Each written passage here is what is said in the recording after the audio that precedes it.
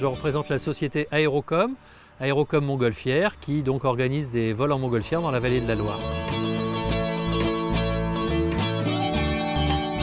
Notre présence dans cette région, elle est liée à plusieurs facteurs. Un des facteurs, c'est l'aérologie. On a un climat très continental, on est loin de la mer, donc on n'a pas les perturbations de la mer, parce qu'au bord de la mer, c'est très joli, mais vous avez toujours du vent, par exemple, et donc qui ne permet pas à une montgolfière de voler dans des conditions optimum. La deuxième, ce sont les touristes, parce que pour faire ce genre d'activité, il ne suffit pas d'avoir une bonne aérologie, il faut aussi qu'il y ait des clients, et la vallée de la Loire offre quand même un gros potentiel touristique. Le vol en lui-même, donc il a lieu toujours dans les premières heures de la journée, au lever du soleil ou en fin de journée. Pourquoi? Parce que ce sont les deux créneaux où il y a le moins de vent. On vole aux heures où les températures sont les moins fortes.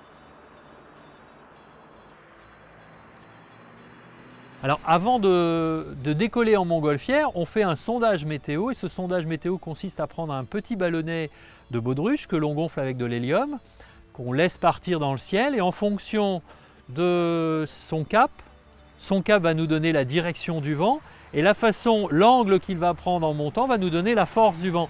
Moins il y a de vent, plus le ballon monte vertical, plus il y a de vent, plus il part à l'horizontale. Et donc avec ces deux informations, on va décider si oui ou non on peut voler et si on vole, dans quelle direction on va aller.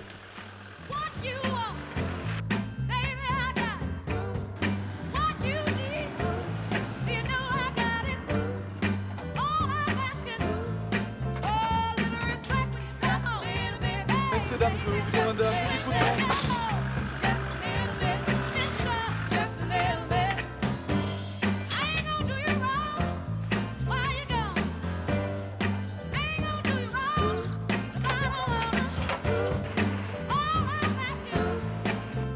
On va voler avec un ballon à air chaud. Donc c'est une enveloppe que l'on gonfle avec de l'air ambiant tout d'abord. Et ensuite cet air ambiant est réchauffé par le brûleur qui lui est alimenté par du gaz propane. C'est la chaleur dégagée qui va permettre de réchauffer l'air qui est dans l'enveloppe et qui va nous faire voler.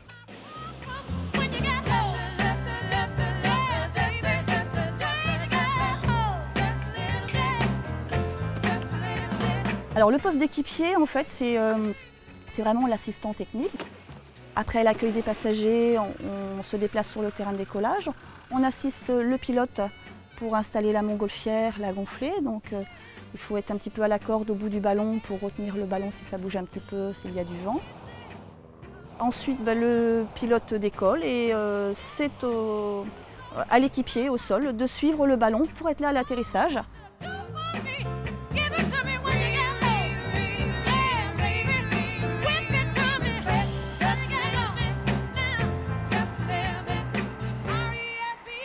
Je conseille aux personnes qui vont voler avec moi de profiter du paysage et de profiter du vol parce que c'est une très belle expérience. Ah ouais. Non, mais c'est exprès, hein. Voilà. Bravo. Merci, On ne peut pas tourner à droite à gauche, donc on ne peut pas tirer le ficelle pour changer de direction. Avec la bleue et la noire, ce que je fais, c'est on peut pivoter sur nous-mêmes. Donc on ouvre les volets qui sont sur les côtés du ballon, partie au milieu, donc ça fait sortir l'air chaud et ça permet au ballon de pivoter sur lui-même. Allez, c'est bon.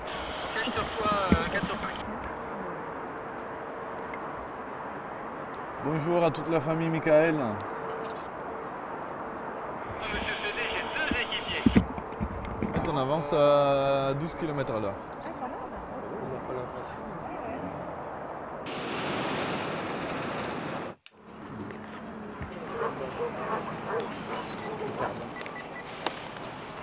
Là, c'est la plus belle vue aussi du château, je pense. Hein. C'est celle qui avec le pont-levis.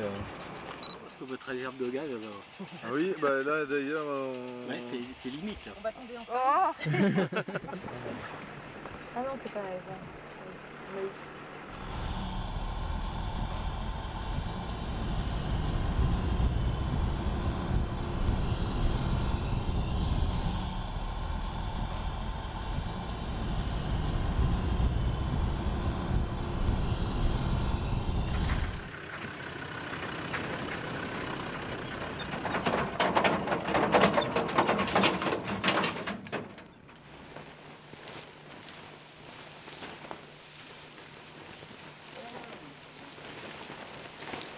peu d'effort physique pour regonfler le ballon, enfin dégonfler pardon, le ballon.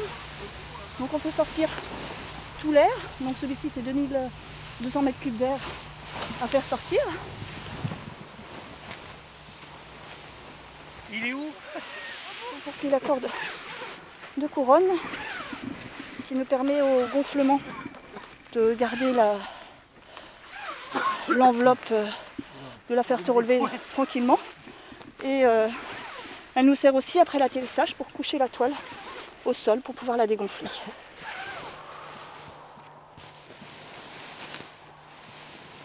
En montgolfière, on parle surtout en volume d'air chaud. Donc celui-ci c'est un 2200 et l'abeille que vous avez vue aussi tout à l'heure c'est un 8500 m3 d'air. Et pour un poids de toile d'environ 100 kg pour celui-ci et 300 kg pour l'autre. Pourquoi des coccinelles, pourquoi des abeilles?